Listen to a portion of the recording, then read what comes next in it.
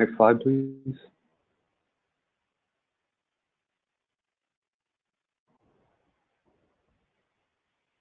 Steve Greenberg is a senior energy management engineer at Lawrence Berkeley National Laboratory.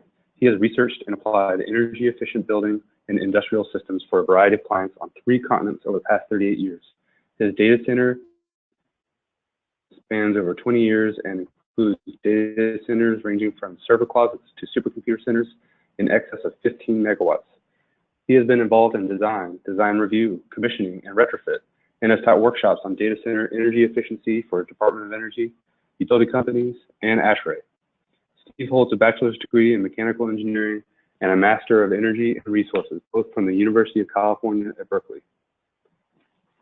I'd like to thank Steve for joining us, and thank you all for being with us today. Next slide, please. The Better Buildings program has 2 partner programs, the Challenge and the Accelerator. The Challenge participants have pledged to reduce energy consumption in their portfolios by 20% within 10 years. Challenge partners here. Next slide, please.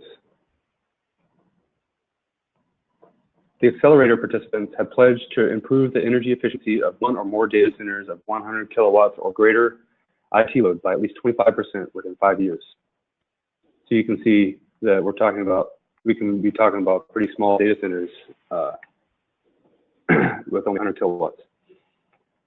So before we get started with our presentation, I want to remind our listeners that we'll take questions throughout the presentation via the chat function on the webinar application. And then we'll have a Q&A session at the end after the presentation. Please send questions through the chat box, and we'll try to get to them as we can. The session will be archived and posted to the web for your reference. So Steve, are you ready to help us with our small data centers? I'm ready. Great. Next slide, please. All right. Welcome, everyone. This afternoon's session is going to first touch on why small data centers are important, and then we're going to go through a number of opportunities for energy efficiency improvement in those centers, starting with simple measures in the information technology or IT area, in the cooling system area, and in the area of electrical distribution. And we'll get a little bit more complicated into the IT replacement activity and virtualization, and then we'll get into a higher level still of some capital investment requirement, but investments that are generally very cost effective, including moving the functions elsewhere, doing power monitoring, and doing some fancier items to the cooling system. And then we'll touch on the importance for training for IT and facility staff, and review some resources that are available to help you in your energy efficiency efforts. Next slide. All right, why are small data centers important? Well, okay, small is a relative thing. So it could be anything all the way down to a server closet and up to 5,000 square feet of computing center space. That's our cutoff. In those centers, they have nearly half of the total servers that are in use today, and they use something like 40 billion kilowatt hours per year in the United States, and at 10 cents a kilowatt hour, that's $4 billion, and a billion here and a billion there, as they say, and you're starting to talk about real money. So embedded data centers are very common when we're talking about small data centers. And what's an embedded data center? It's one that's located within another building that has other functions, typically an office building. And even though they may be a small fraction of the space in that building, they can easily dominate the entire building's energy use because they're 10 to 100 times more energy intensive than typical office building space. So small data centers are also important because, as Daniel mentioned, they're challenged. They're small, so they don't have a dedicated staff. It's bits and pieces of different people are responsible for different things, and so it's no one's full-time job. There's security risks often associated with them because there isn't enough attention being paid to physical security for sure, but even more importantly to the information security. And typically the energy use isn't monitored in these spaces, so nobody really has a handle on what's going on.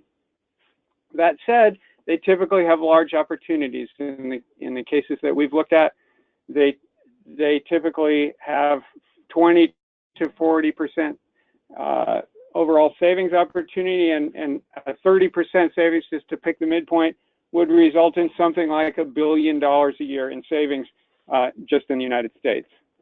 Next slide, please.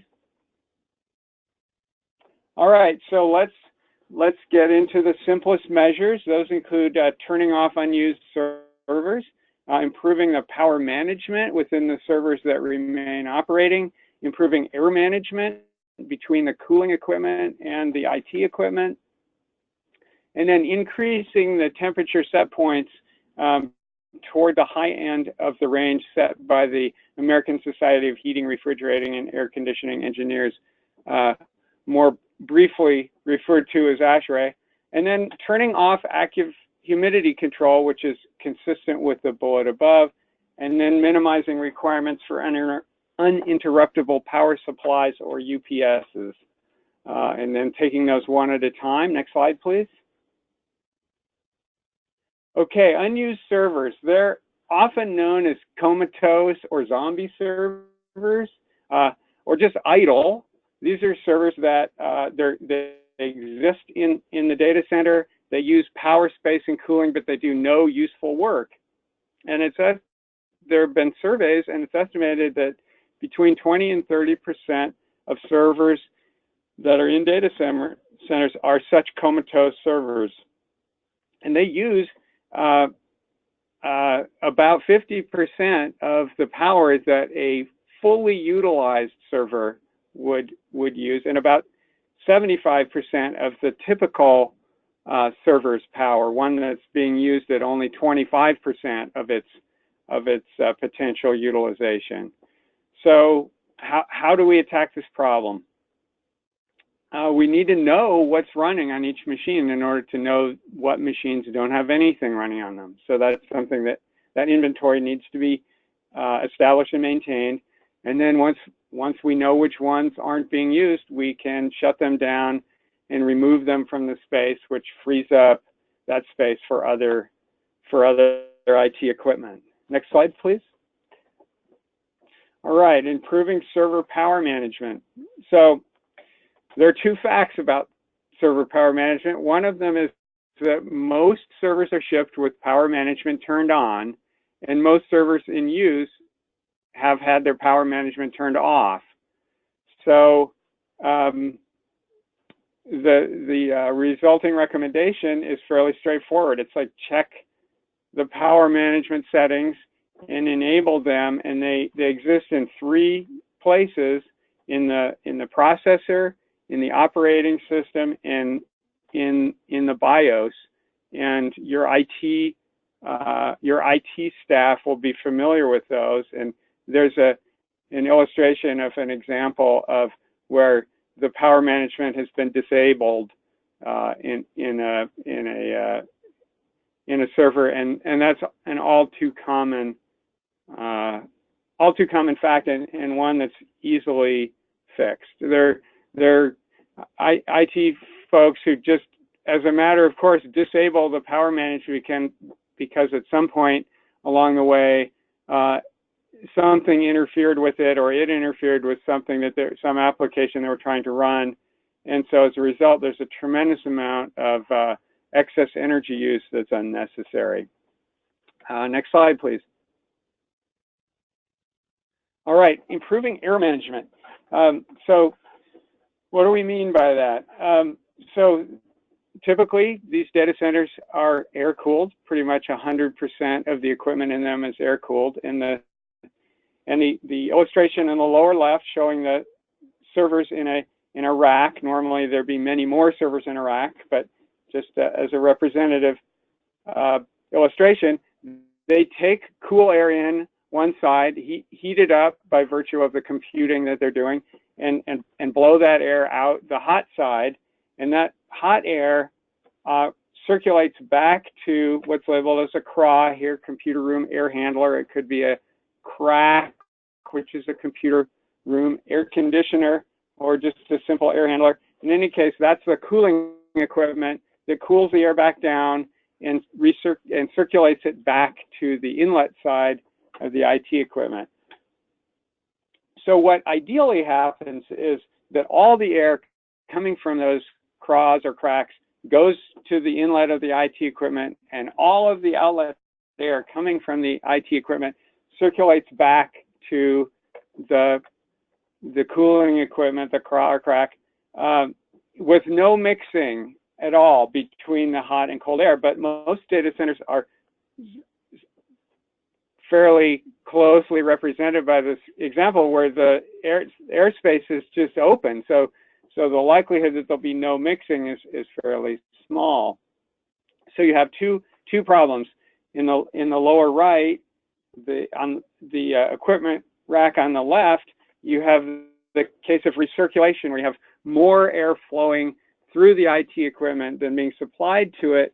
So you have hot air recirculating from the hot aisle back into the cold aisle and heating up the air that's being used for cooling. And obviously that's not a good thing. You also have bypass, where you have more cool air being supplied than is being drawn through the IT equipment. And so you get cold air bypassing the IT equipment and then mixing with the warm air on the way back to the cooling equipment.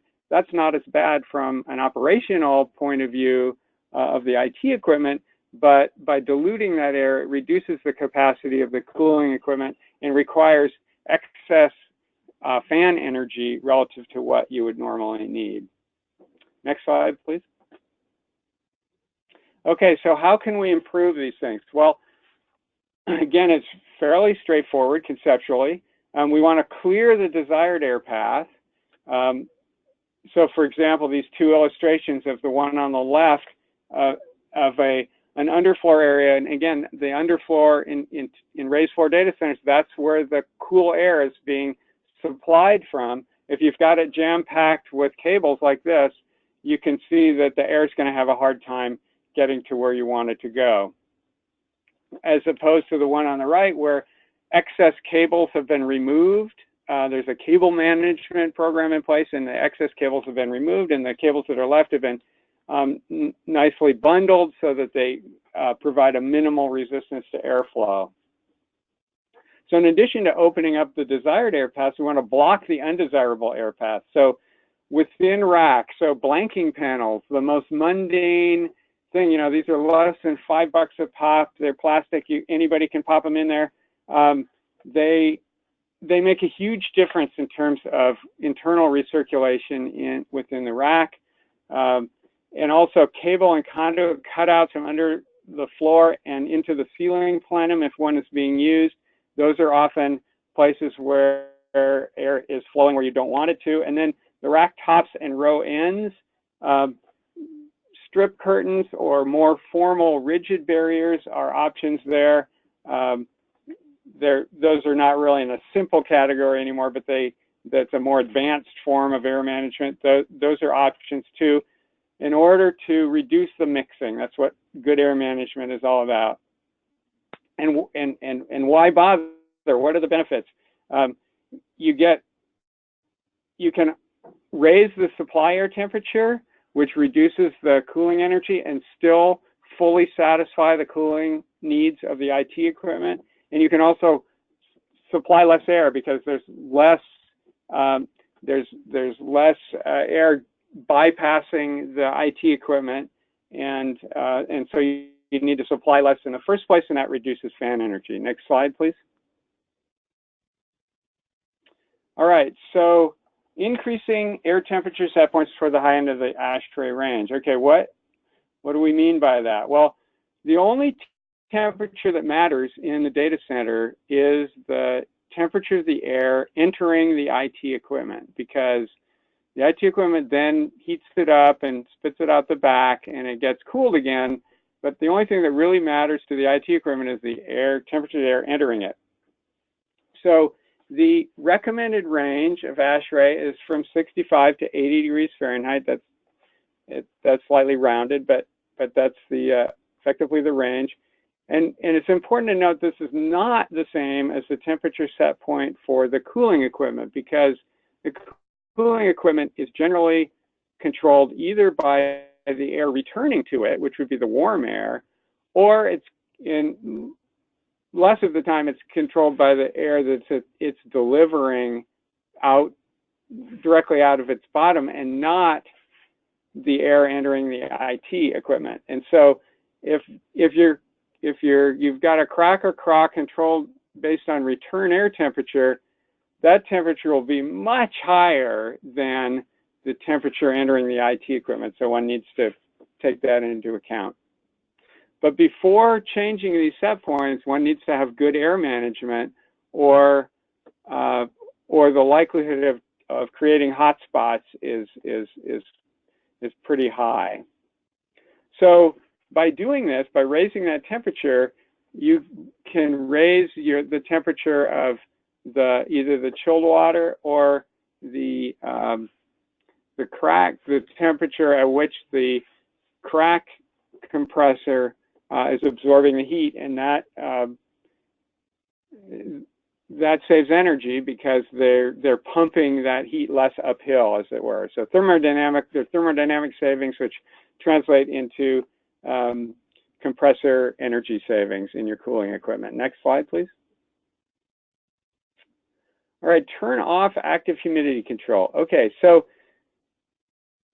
back in the day, when I was a lad, computer centers had a lot of paper in them. They had punch cards, and they had fan fold printouts, and paper is very humidity sensitive. Well, that's all long gone, and so ASHRAE has, as of 2015, significantly expanded the recommended and allowable ranges for humidity in data centers to where, in most cases, active humidity control can be turned off completely.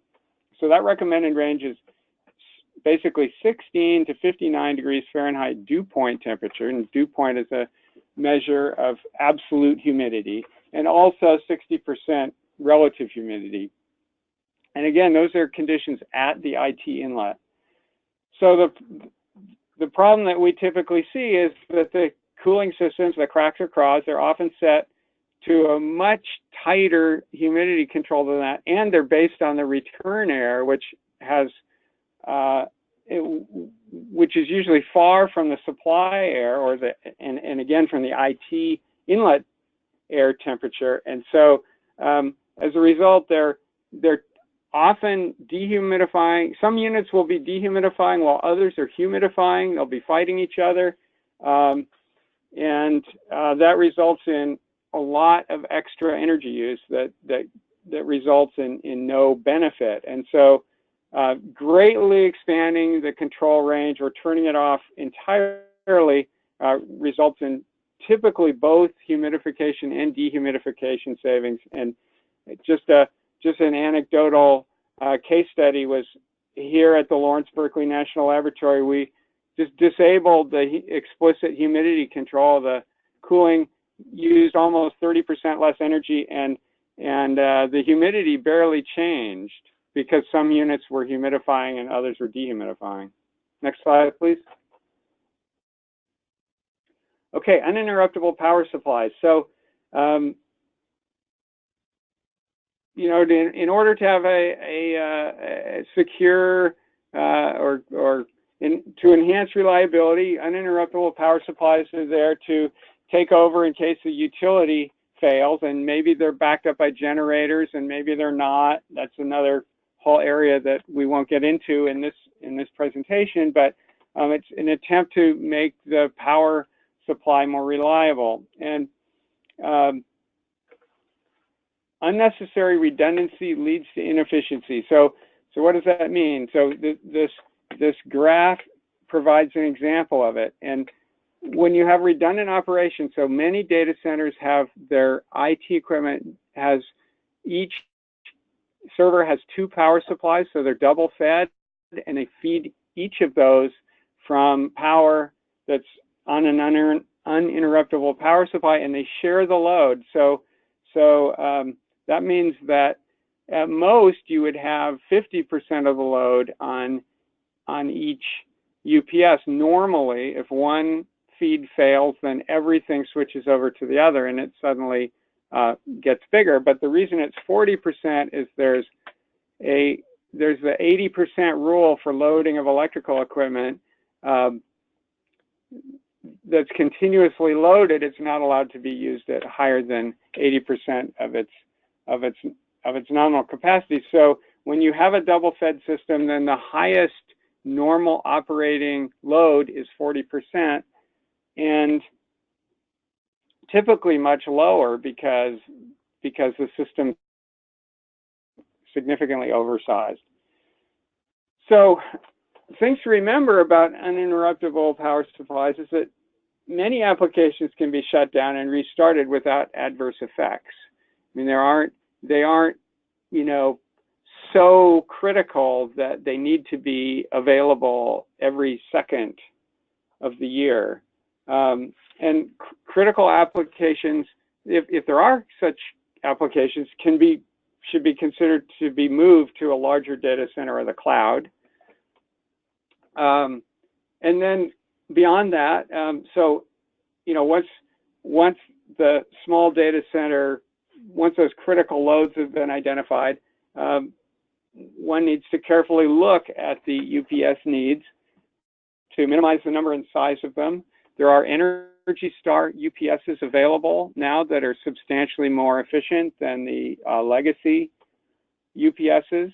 There's an eco mode option, which turns off some of the conversions in the UPS until they're actually needed, and very quickly activates the battery backup. So typically they bypass the conversions to and from the battery, but in less than a cycle, they can identify a problem with the power and turn on the inverter output from the batteries and save those conversion losses the rest of the time. And so often savings, they vary tremendously depending on the details of the center, but it's not at all uncommon to find 10% savings and in extreme cases up to 50%, because you can see if you're loaded in the 10% range, and this is not that uncommon, your efficiency might only be in the 60% range, which means that 40% of the power is being lost. So big savings are definitely possible in this area. Next slide, please. All right, a little more work. Okay, refreshing oldest IT equipment with new high efficiency equipment. Also consolidating and virtualizing applications. Next slide. All right, refreshing IT equipment. So new equipment is more powerful, doing more computing in an absolute sense, but also is more efficient in that it does more computing per watt than older equipment, and it has better power management features. So that extra computing power means there's more virtualization potential. And a thing to keep in mind here is that because of energy and software cost savings, you can refresh faster than you otherwise would. So how to go about that? So in procurement, select Energy Star servers, networking equipment, and storage. Use of solid state drives versus hard disks is an additional option that saves some energy. And then 80 plus power supplies. So Energy Star requires a certain level of efficiency of the power supplies, but one can specify a higher level like gold or platinum or even titanium beyond the bronze that Energy Star requires. So there's an additional, 5 to 20% savings possible depending on the efficiency of the power supplies you've got now. Next slide, please. All right, so consolidating and virtualizing applications. So as we mentioned before, most servers operate with very low utilization. And utilization is just simply how busy is the processor. If it's 100% loaded, that means it can't do any more computing. Well, most servers are luffing along at 5 to 25%, 5 to 15 here. That's typical for most servers. And so, and as we mentioned before, at those utilization rates, they're using 3/4 of what they would if they were fully loaded. So what that means is there's an opportunity for virtualization. What does that mean? It's running multiple software applications on one physical machine. So you could run what had been several servers worth of applications can be run on one server. And so that obviously saves space, it saves power and cooling, and there's just less equipment to keep track of and maintain. And so what that also facilitates is consolidation. Once the number of physical machines is reduced, then there's more space available, which means several small data centers could be consolidated into one, that sort of thing. Next slide. Okay, bumping up a level, a bit more difficult, but still generally very cost effective. Moving applications or hardware to higher efficiency data centers or to the cloud. Implementing IT and infrastructure power monitoring. Putting variable speed drives on cooling system fans. Installing rack or row level cooling. Using an outside air economizer. And implementing dedicated room cooling. Next slide. All right, so typically it's possible to save a significant amount of energy by moving applications, or sometimes the servers themselves, to a larger data center. That's like the consolidation concept that I just mentioned, to a co-location center, or to the cloud, to the greater cloud. And typically the benefits of that are better security, both physical and information, better redundancy because those data centers typically have better power and cooling resilience, and better efficiency because they're they have relatively good management because they're big and their energy bills are big and they're paying attention to it. So in evaluating these options, one needs to consider mandates. For example, some facilities are required to be completely self-sufficient in the event of, infrastructure failures. So they've got uninterruptible power supplies and generators so that their data center can stay up even if there's no network and no utility operation. So like hospitals and such. So there's certain types of facilities that can't really exercise this option, but most can. Other things to consider is the cost of making the move, and then the total ongoing cost of staying versus moving. So if you're farming out the service to the cloud, or leasing space in a colo data center, all those costs need to be taken into account. We call it the total cost of ownership needs to be compared. Next slide, please. All right, so implementing IT and infrastructure power monitoring. So how much energy does this save? Well, it doesn't save any by itself, but it lets you know how your data center is performing, and so it can help not only identify opportunities, but also check how well you're doing on an ongoing basis. So they say, you can't manage it if you don't measure it, and I think there's a lot of truth to that. So so what does one want to do in a data center? Well, tracking performance of the power and cooling systems and monitoring the information technology loads. And how does one do that? By installing some meters in strategic locations or reading meters that are already there. For example, most UPS systems have an output meter. Maybe it's networked, maybe it's not. Those are also opportunities.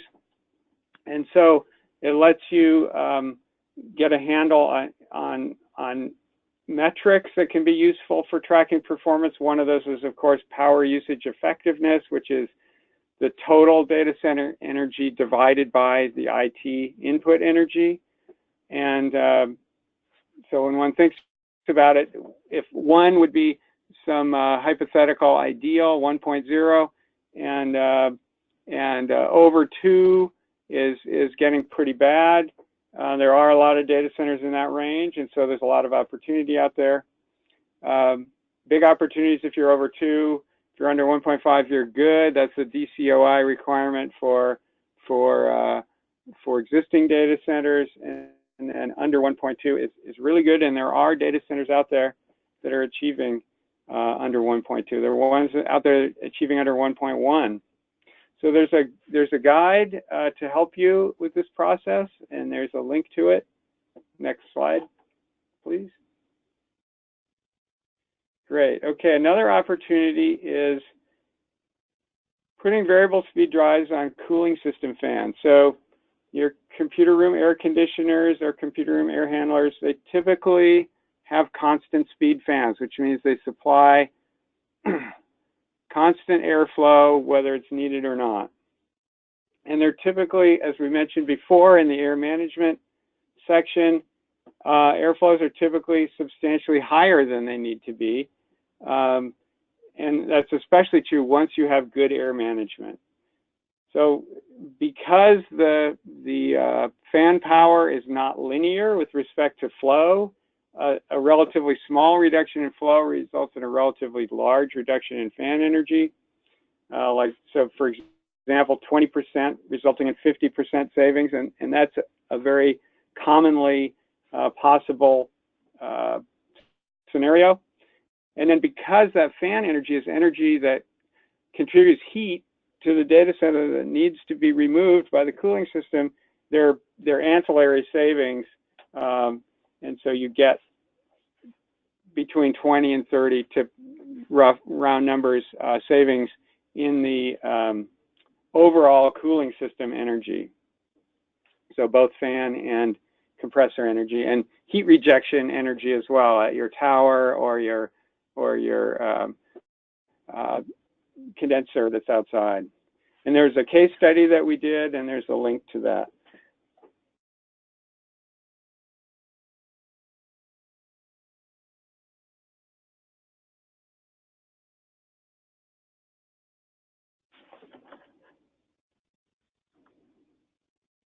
Next slide, please.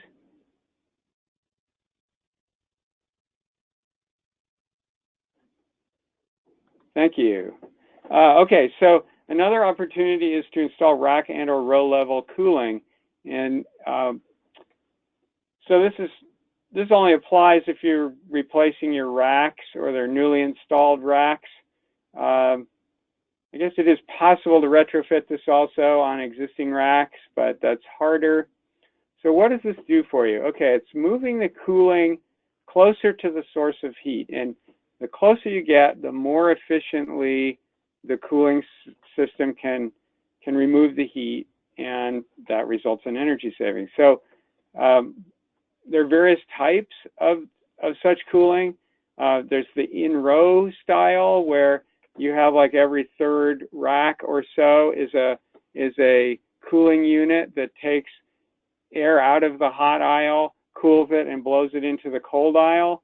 There's rear door scheme, such as the one that's illustrated, where the servers blow air through that door, which is a fin and tube heat exchanger, like a car radiator, that cools the air back down to the inlet, back down to the IT inlet temperature right there at the rack. And then you have in-rack systems where the air doesn't flow in and out of the rack. It just flows around within the rack, and there's a cooling coil provided in the rack, either on the side or typically below the IT equipment, and there's internal circulation within the rack itself. And so then there's no need, if your whole data center is equipped this way, no need for cracks or craws in that space, because all the cooling is happening very locally to the IT equipment.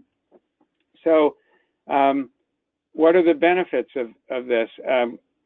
The closer the cooling is to the IT equipment, the more efficient it is, because less the whole bypass and recirculation problem of airflow is solved because of this tight connection, and so less excess heat is generated in the cooling process, so that's less heat that needs to be removed. And then because this cooling is so efficient, the temperature of the water used for these, and they're basically all water-based, although there are refrigerant-based ones as well, but typically they're water. The cooling plant is more efficient, and you can, if you have a water side economizer, you can get more hours of free cooling. Next slide, please. All right. An outside air economizer, also known as an air side economizer. What does that do? It uses outside air when conditions are suitable to provide cooling. So a downside, especially for retrofit, is you need a lot of air for data centers, and so you need an outside wall or roof for adequate access to large airflow. So airside economizer can be done with a built-up air handling unit, a crack or craw with outside air capability, or just an exhaust fan with a ability to allow inlet air as well. So you can have a crack or craw circulating air within the space, but you have separate exhaust and inlet that can allow an economizer function to occur. So what happens is, as the illustration shows, you have outside air coming in. It may be mixed with return air. Often the outside air is too cold. It's below the allowable range or below the recommended range. And so you mix in return air, the warmed return air from the IT equipment, to get the desired supply temperature. And then the relief fan is shown at the bottom for letting the air out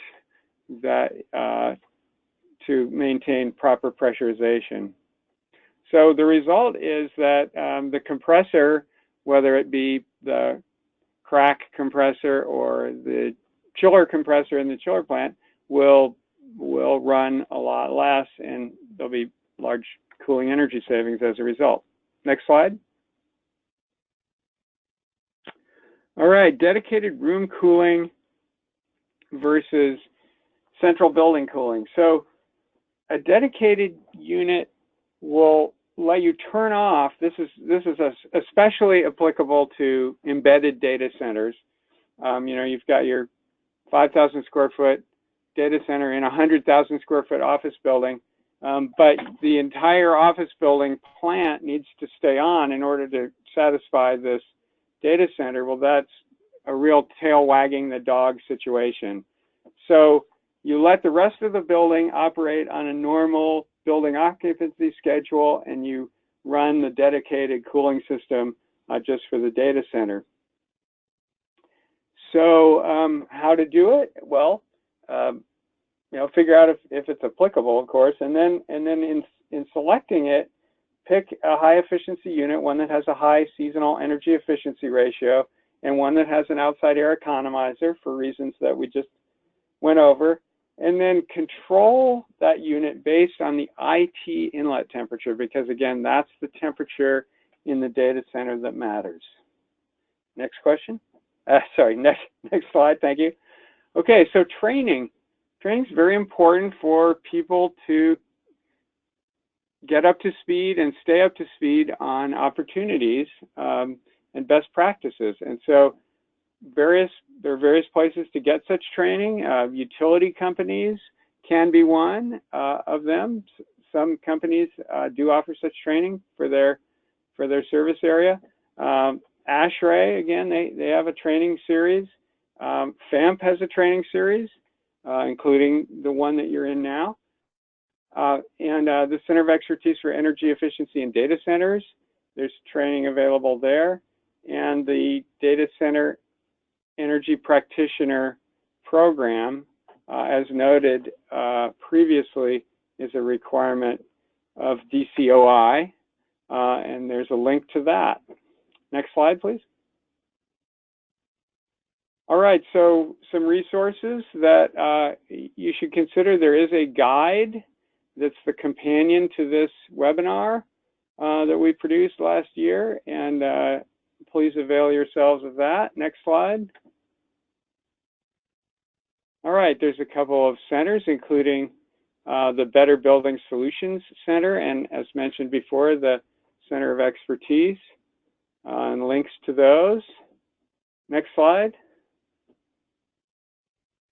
Okay, and even more resources. So on the Center of Expertise site, there's air management tools. There are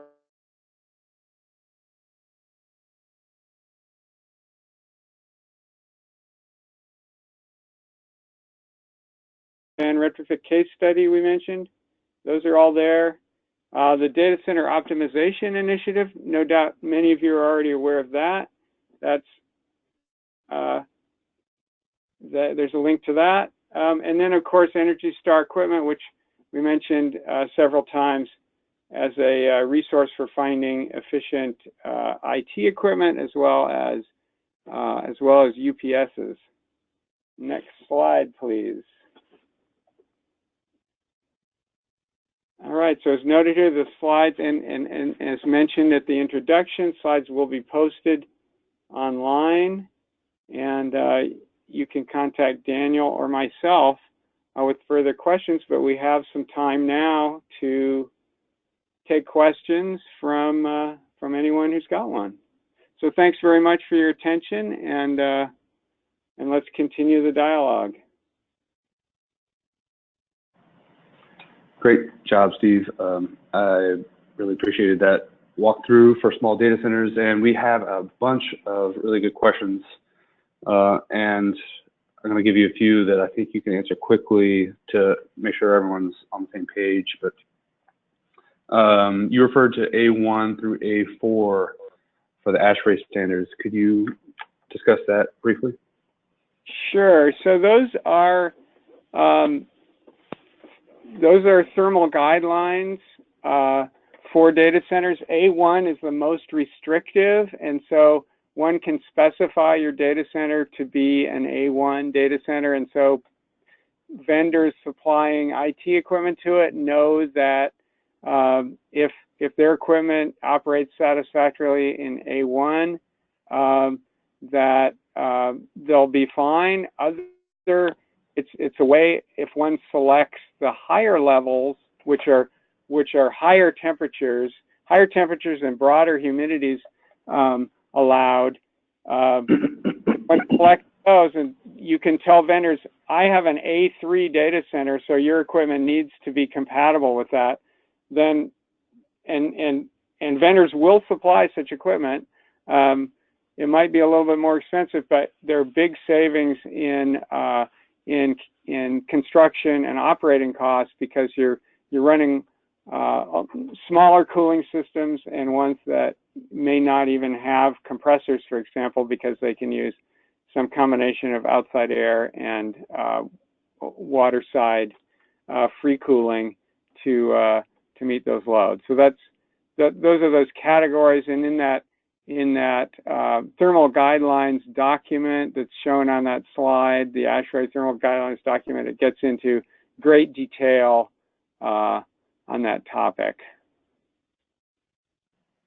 Great, thank you, Steve. I'll try to put a couple of questions here together. Power management. Do you find that IT managers are resistant to taking UPSs offline? And if so, what's a good way to convince them? Particularly, data security or resiliency of the data center is going to prevail over energy efficiency objectives typically. Right. Yeah, that's a very valid concern, of course, that the UPS is there to provide redundant power. There are it's kind of a relative thing. Yes, most operators have some reluctance to operating their UPSs in the so-called eco mode or bypass mode because they fear that it won't successfully recover. If you've got a double fed data center, then one can operate one of the UPSs that way and not the other one. For example, I mean, there's sort of intermediate schemes for that sort of mitigate that risk.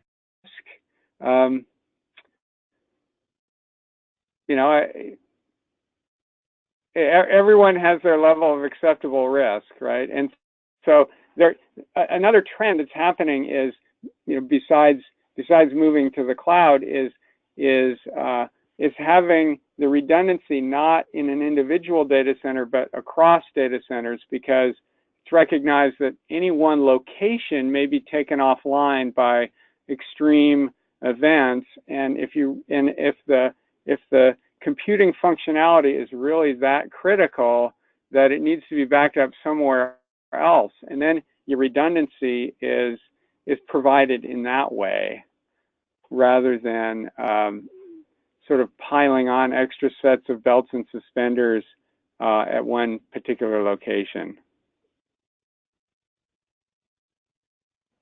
Great. So another power management question, but do you have any estimates for savings from turning on server power management? And another similar question,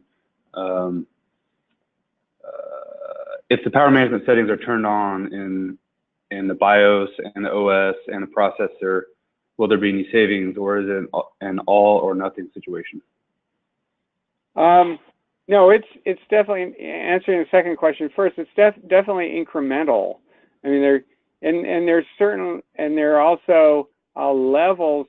In some cases, it's not just on or off, but it's like, how long does it take for an unused disk to, an idle disk to be turned off, for example. So that requires recovery time to spin the disk back up if the information on it is needed. So there are various, intermediate settings, and then whether you do any or all gives you quite a range of potential savings. And in getting to your first question, how much can you save? There's a huge range, but it's in the tens of percent are possible, probably the low tens, but again, it depends on how utilized the IT equipment is to begin with. Because remember, it's the power management reduces the power to it when it's operating on a lighter load, right, or no load, and so it's a huge function of how heavily loaded it is. Can you provide? Oh, sorry. In a compute utilization, from a compute utilization point of view. Great. Can you provide us with an idea of typical first cost for various recommendations, as well as a typical payback? Well, there were quite a number. There were quite a number of potential measures covered, and so the short answer to that is, well, not in the next 6 minutes. But there are quite a number of case studies that are covered on the center website, but every case is different, and one of the reasons we selected these is that they are typically cost effective in small data centers because the opportunities are so big, and to where a lot of times, a really small data center is not worth doing the analysis to figure out whether it's cost effective each and every time. But if one has a number of such centers, it's worth just implementing the measures, because on average, they'll be very cost effective. Okay, great. Is there regarding small data center energy management, is there a particular technology, or is the technology for large data centers scalable to small data centers?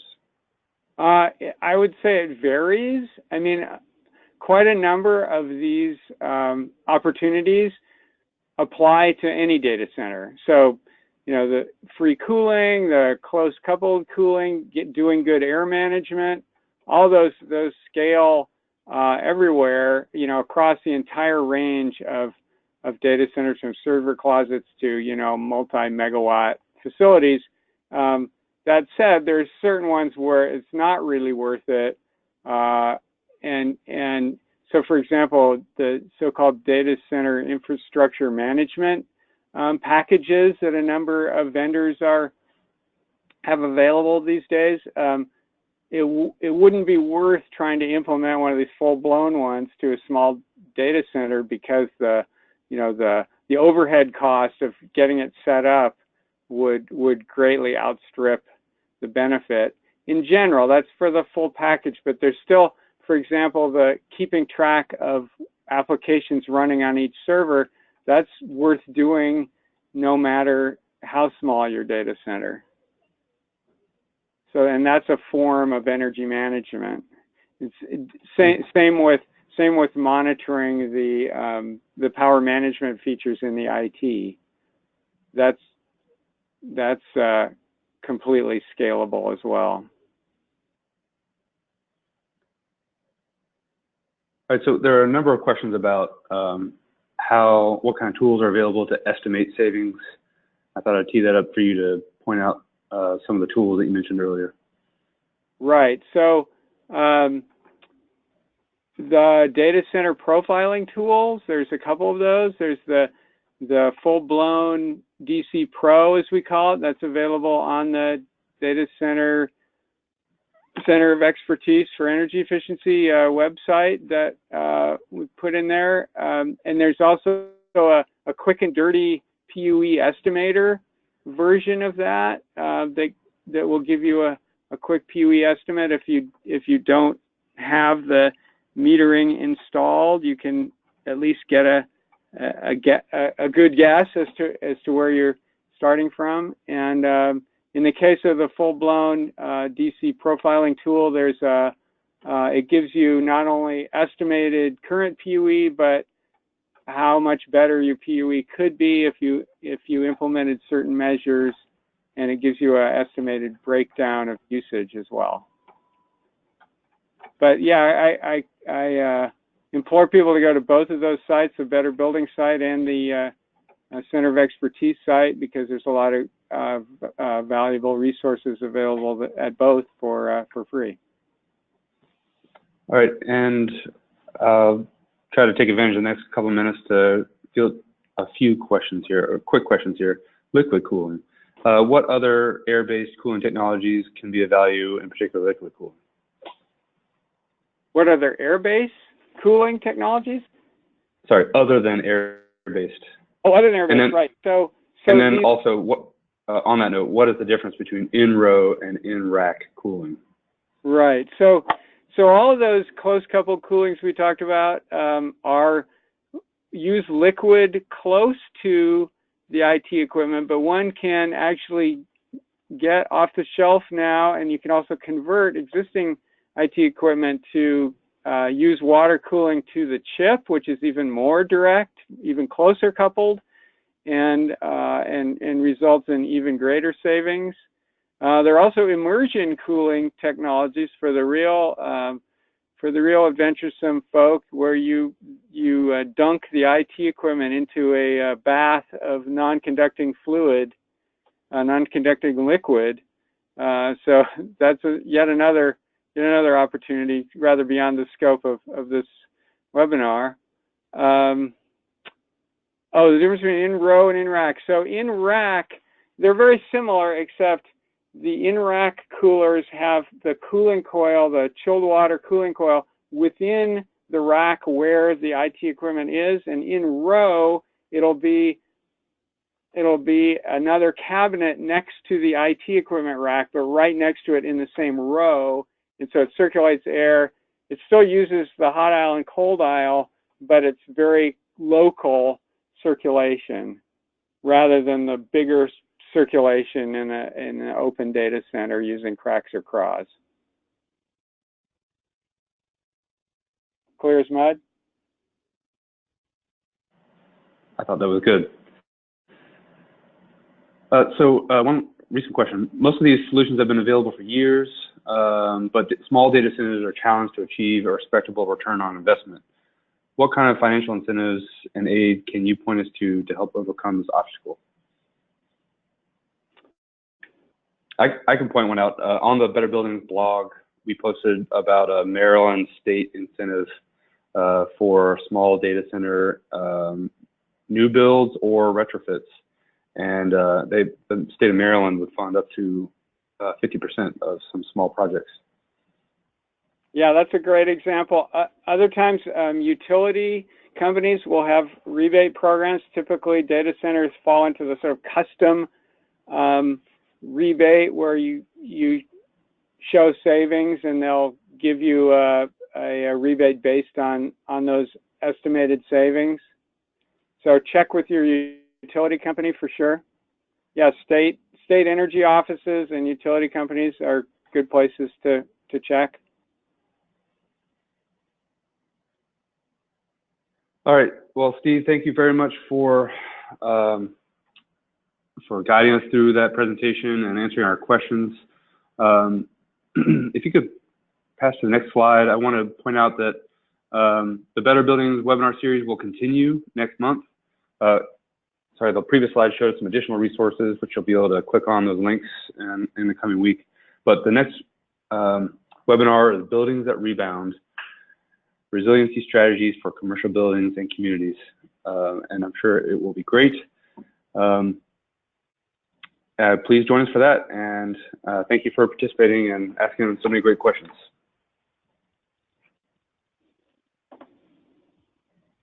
Have a great day.